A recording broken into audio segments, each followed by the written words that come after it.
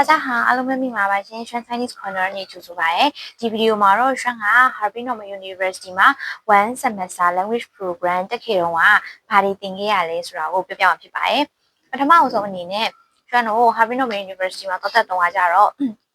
ရောက်ချင်းမှာပေါ့နော်။သူတို့က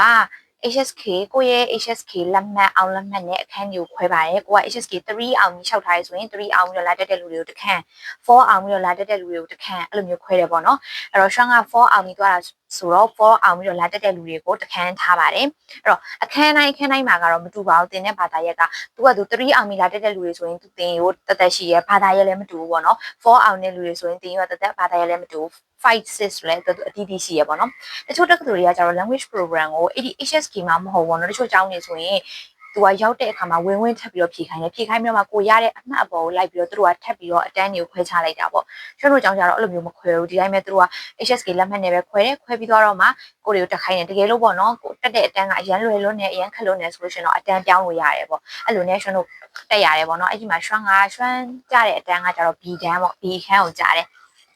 ကျွမ်းတော့ကတော့လွယ်လည်းမလွယ်ဘူးခက်လည်းမခက်ဘူးကိုနဲ့ကိုက်ညီတဲ့အတန်းပေါ့နော်အဲ့တော့ရွှမ်းတို့ B တန်းကကြတော့များသောအားဖြင့်က HSK 4အောင်ပြီးတဲ့လူတွေပေါ့နော်အဲ့ဒီ4အောင်ပြီးတဲ့လူတွေတက်တဲ့အခါသူကကြတော့အဓိကဖြင့်သူကဘာသာရဲ့၄မျိုးသင်ရတယ်ပထမဦးဆုံးတစ်မျိုးကကြတော့ကျုံးဟခလို့ခေါ်ရပါတော့ကျုံးဟခကကြတော့လေသူကတရုတ်မှာပဲရှိရပေါ့နော်မြန်မာမှာအဲ့ဒီဘာသာရဲ့မျိုးမရှိဘူးရွှမ်း UFO မှာတက်တဲ့တောက်ချောက်လဲ UFO မှာလည်းအဲ့ဒီနေသားမရှိပါဘူးအဲ့ဒီဘာသာရဲ့မရှိဘူးပေါ့နော်အဲ့ဒီ subject မရှိဘူးအပြင်သင်တန်းနေဆိုလဲနော်မရှိဘူးပေါ့နော်အဲ့တော့ကျုံးခခကကြတော့သူ့ရဲ့သဘောကကြတော့အများသောအဖြစ်ပေါ့နော်ကျုံးခခရဲ့အဓိကတင်တဲ့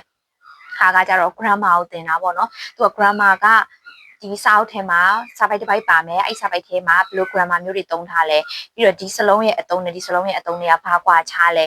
ဲဒီစကလုံးနှလုံးရဲ့ကွာခြားချက်เนาะမတူညီရဲ့အတိတ်ပဲအဲ့လိုပုံစံမျိုးပေါ့နော်အဲ့ဒါမျိုးကိုသူတို့ကအဓိကတင်တာပေါ့နော်ကျုံးခမှာကအဓိကအပြင်ဆိုရင်သူကစာပိုက်နဲ့စာပိုက်တွေဖတ်ရတယ်နောက်ပြီးသွားလို့ရှိရင် grammar တွေအဓိကပါတယ်ရွှန်းတို့ကိုတင်တဲ့ကျုံးခလောက်ရှာအရန်တော်တယ်ပေါ့နော်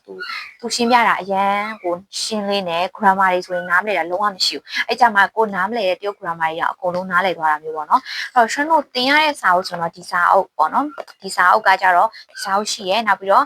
ဒီစာအုပ်လည်းရှိရဲဒီစာအုပ်ဒါကတော့အတွဲလိုက်ပေါ့နော်ဒါကကြတော့ရှန့်ခုနရွှန်းပြရဲ့ဒီအနီရောင်လေးအဲ့ဒါကကြတော့ရှ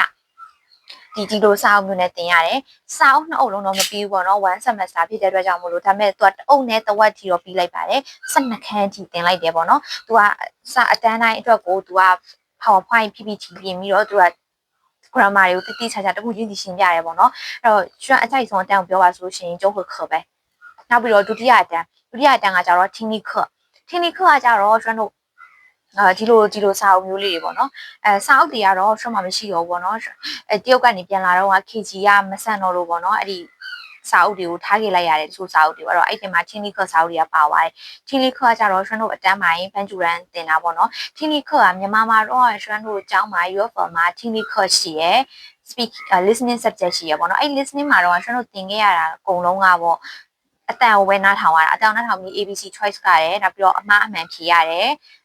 ်မေးခွန်းလေးတွေဖြေရတာပဲပါတယ်ဒါပေမဲ့ Shuang မှာသွားတက်တုန်းကကြတော့သူတို့ကဗီဒီယိုဖွင့်ပြတာပေါ့နော် listening ဆိုမဲ့လည်းသူကရုပ်ကောအတန်ကောအကုန်ပါတယ်အကြောင်းရဲ့အကြောင်းအခန်းတိုင်းမှာအဲ့လို screen ရှိရဲအဲ့ screen မှာသူကဗီဒီယိုဖွင့်ပြပြီးတော့အောက်မှာစာတန်းထိုးပါတယ်စာတန်းထိုးပါပြီးတော့ဘယ်နှမိနစ်ကနေဘယ်နှမိနစ်အထိမှာvocab လေးပါတယ်အဲ့တော့ဒီမေးခွန်းလေးတွေဖြေခိုင်းတယ် true false လေးတွေ speaking လေးတွေကိုလည်းဖြေရတာမျိုးလေးတွေပေါ့ကိုအမျိုးရေးခိုင်းရတာမျိုးလေးတွေအဲ့လိုမျိုးလေးတွေပါပြီးတော့သူကဒီလိုမျိုးပေါ့နော်10အုပ်တွဲရှိတာ10အုပ်တင်ရတယ်သူကတခန်းကိုတအုပ်နှုံးနေပေါ့နော်အဲ့တခန်းမှာဆိုရင်တချင်းလေးတွေလည်းပါတယ်ဗီဒီယိုကလစ်က2ပုတ်ပါတယ်ဗီဒီယိုကလစ်တစ်ပုတ်ကတော့အရှည်ကြီးပဲ10မိနစ်15မိနစ်ရှိရဗီဒီယိုကလစ်တစ်ပုတ်နောက်တစ်ပုတ်ကတော့2မိနစ်3မိနစ်ပဲရှိရဟာလေးတစ်ပုတ်အဲ့လိုမျိုးနဲ့10အုပ်တင်ခဲ့ရတယ်ရွှန်ပြောမယ်ဆိုရင်တော့အဲ့ဒီတင်တဲ့ဘာသာထဲမှာ technique ကရွှန်အတွက်အခက်ဆုံးပဲ technique ကသူကနေ့စဉ်စကားပြောမှာတရုတ်တွေပုံမှန်ပြောထားတဲ့ဟာမျိုးပေါ့နော်ဒီလိုမျိုး listening အတွက်အတန်သွင်းထားတဲ့ဟာမျိုးမဟုတ်ဘူး listening အတွက်အတန်သွင်းထားတဲ့ဟာမျိုးကနည်းနည်းလွယ်တယ်လို့ပြောလို့ရသေးတယ်သူတို့ကဆောင်းဝဲဖြေဖို့အတွက်လုပ်ထားဖြစ်တဲ့အတွက်ကြောင့်မို့အမေအဲ့ဒီဗီဒီယိုတွေကကြတော့သူကနေ့စဉ်ဘဝဟာတွေကိုရိုက်ထားတာမျိုးများတယ်ဥပမာတရုတ်စားတောက်ဆိုင်တစ်ခုကိုသွားပြီးတော့ interview လုပ်ထားတာမျိုးအဲ့လိုဟာမျိုးလေးတွေနောက်ပြီးတော့လို့ရှိရင်တရုတ်ကျောင်းသားတွေရဲ့ပေါ့နော်တရုတ်ကျောင်းသားတွေအကြောင်းကို interview လုပ်ထားတာသူတို့ရဲ့စကားပြောလေးအဲ့လိုမျိုးဆိုတကယ်လက်တွေ့ဘဝမှာသုံးတာဖြစ်တဲ့အတွက်ကြောင့်မလို့နည်းနည်းခက်တယ်သူကအရင်လည်းမြန်နေပြောတာတွေကပေါ့နော်အဲ့တော့ technique ကတော့အခက်ဆုံးပဲရွှမ်းတွက်ဆိုရင်တော့ အဲ့လိုမျိုးတိတ်နားမလဲပေါ့နော်စာကြောင်းတွေတချို့ဟာအရင်မြင်တဲ့အခါကြလို့ရှင်အမေလည်းတေချာတော့ဖြေခဲ့ပါတယ်ဆောင်းမွေးကိုနောက်တစ်ခုတတိယဘာသာရပ်ကကြတော့ကျွန်တော်ရွက်သူခတ်တင်ရတယ်ရွက်သူကကြတော့ထုံးစံတိုင်းပေါ့နော်သူက reading ဖြစ်တဲ့ကြောင့်မလို့ခတ်စားကလည်းပါမလာပါဘူးရွက်သူခတ်ကလည်းပေါ့နော်တိတ်ပြီးတော့လည်းအသုံးမလို့ထင်လို့နောက်ပြီးတော့ KG လည်းမဆန်တော့နဲ့တရုတ်မှာပဲအဆောင်မှာပဲထားခဲ့လိုက်တယ်ပေါ့နော်အဲ့ရွက်သူခတ်ကြတော့သူကစာပိုက်လေးတွေပါမယ်စာပိုက်ကိုလောက်ရှရကြတော့ဘယ်လိုရှင်းပြလဲဆိုတော့ HSK ဖြည့်တဲ့အခါမှာလည်းရွက်သူကိုဘယ်လိုမျိုးဖြည့်ရမလဲ chips တွေကဘာတွေပေါ့နော်ရွက်စာပိုက်တစ်ပိုက်ကိုဘယ်လိုမျိုးဖတ်ရမလဲအဖြေကိုဘယ်လိုရှာရမလဲအဲ့လိုဟာမျိုးလေးတွေကိုတင်ပေးတယ်ပြီးရင် HSK မျိုးကုန်းပုံစံနဲ့မှာပါတဲ့ဟာမျိုးတိုင်းပေါ့နော်စာကြောင်းစီရတာမျိုးလေးတွေ ABC choice ကတာမျိုးလေးတွေအဲ့ဒါမျိုးလေးတွေဖြည့်ရတယ်ပြီးရင်ရွက်သူမှာအသုံးများတဲ့စာကြောင်းရင်းနှီးပုံစံလေးတွေစာပိုက်ခွဲတဲ့ခါမှာဘယ်လိုမျိုးလေးတွေခွဲလဲအဖြေတွေဘယ်လိုရှာရလဲအဲ့လိုမျိုးပေါ့နော်အသေးစိတ်ကအစားတည်တည်ချာချာလေးပြောပြရတယ်အဲ့တော့ရွက်သူခက်လဲတော်တော်အဆင်ပြေပါတယ်ဒါပေမဲ့ရွှန်တော့ရွက်သူခက်အဲ့လောက်မခက်ပါဘူးပုံမှန်ပဲပေါ့နော်အရင်လည်းစိတ်ဝင်စားတဲ့အတန်းတော့မဟုတ်ဘူးအဲ့ဒါနဲ့နောက်ဆုံးအတန်းကတော့ခိုးရီခါပါခိုးရီခါလည်းရွှန်အရင်သဘောကျတဲ့အတန်းထဲမှာပါတယ်ပေါ့နော်ရွှန်လည်းခိုးရီအဲ့လောက်မကြွားမအောင်တယောက်မသွားခင်တော့စကားပြောဖို့ဆိုအရင်ကြောက်တဲ့ထဲမှာပါတယ်ဒါမဲ့လည်းတယောက်တည်းတယောက်ကိုသွားရတယ်ပြီးတော့ရွှန်တို့တက်တဲ့ပေါ့နော်ဒီ language program အတန်းမှာဆိုရင်ကျောင်းသားက22ယောက်ရှင်22ယောက်ထဲမှာရွှန်တယောက်တည်းပမာပါတာပေါ့နော်မြန်မာနိုင်ငံပါတယ်ကျန်တဲ့လူတွေကလည်းတခြားနိုင်ငံဆိုတော့မဖြစ်မနေတရုတ်စကားကိုပြောရတယ်အဲ့ဒီချိန်မှာလုံးဝပြောရတော့မှဆိုတော့ပို့ပြီးတော့ပြောပြတယ်ပို့ပြီးတော့လည်းတိုးတက်တယ်ပေါ့နော်အဲ့ဒီမှာရွှန်တို့ကိုခိုးရီခါကိုတင်တဲ့ဆရာကကြတော့လောက်ရှိပေါ့နော်လောက်ရှိယောက်ျားလေးဆရာသူကအရန်တော်တယ်သူကဟာတာတွေလည်းအရင်ပြောရတယ်ပြောပြီးတော့ခိုးရီမှာအသုံးလေးရှိတယ်အဓိကမှာဗာတင်လဲဆိုခိုးရီမှာအသုံးများတဲ့ grammar ပုံစံလေးတွေစာကြောင်း pattern လေးတွေအဲ့လိုမျိုးလေးတွေသူကလက်တွေ့မှာအသုံးပြရတယ်သူသုံးပြရတယ်ပြီးရင်ရွှန်းတို့ကိုအဲ့ဒီအသုံးလေးတွေကိုသုံးပြီးတော့ကိုပိုင်ဝက်ကြလေးတွေကိုချက်ချင်းဖွယ်ခိုင်းတယ်အဲ့လိုမျိုးလေးတွေလုပ်ရတယ်ပြီးရင်ဖတ်စာအုပ်ထဲမှာပါတယ်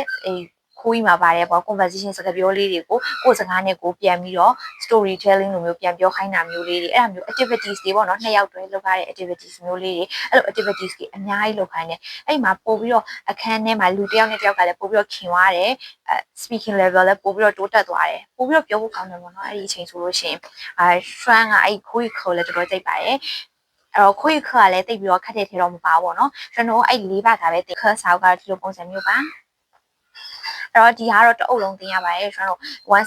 semester တစ်ခုတအုပ်လုံးနဲ့ပေါ့နော်သွားတာပါဒါကတော့အလေတန်း intermediate အဆင့်ပေါ့နော်ရှားလေးပါအဲ့တော့အဲ့ဒီစာအုပ်တွေဒီကတော့ပါလာတာပေါ့နော်ကျွန်တော်ကျုံးခခနဲ့ခိုးခစာအုပ်ကတော့ပါလာတယ်ကျန်တဲ့နှစ်ခုကတော့ထားခဲ့ရတယ်ပေါ့နော်အဲ့တော့ကျွန်တော်တို့ဒီ၄ဘတ်တာပဲတင်ရပါတယ်တခြားအတန်းကြီးကြားတာပေါ့ကျွန်တော်တငယ်ချင်းတွေဆိုတော့5 day အောင်ပြီးသွားတယ်သူတို့ဆိုလို့ရှင်နော်သူတို့က writing အတွက်ပါအတန်းတန်းပေါ့နော်ရှုချယ်ခတ်ပါတယ်ဒါပေမဲ့ရှင်တို့ကတော့မပါပါဘူးအဲ့လေးပါတာပဲတင်ရပါတယ်ရှင်တက်တုံကကြတော့သူကမနက်ပိုင်းနဲ့တက်ရတာပါမနက်ပိုင်း8နာရီဆိုအတန်းစပါတယ်12နာရီထိပေါ့နော်မနက်8ကနေပြီးတော့ညနေနေ့လဲ12နာရီထိပဲတက်ရပါတယ်ညနေပိုင်းတစ်ပိုင်းလုံးဘာမှတက်စရာမလိုပါဘူးအဲ့ဒီမနက်ပိုင်းတစ်ပိုင်းတက်ပြီးသွားလို့ရှင်ပြီးပါပြီအဲ့တော့ဒါဒီဗီဒီယိုလေးကတော့ရှင်1 semester သွားပြီးတော့တက်ခဲ့တော့မှာပေါ့နော်။ဘာတွေသင်ရလဲဆိုတဲ့အကြောင်းကို share လုပ်တာဖြစ်ပါတယ်ရှင်။နောက်ဗီဒီယိုမှာပြန်တွေ့မယ်နော်။ကြိုက်ကြပါ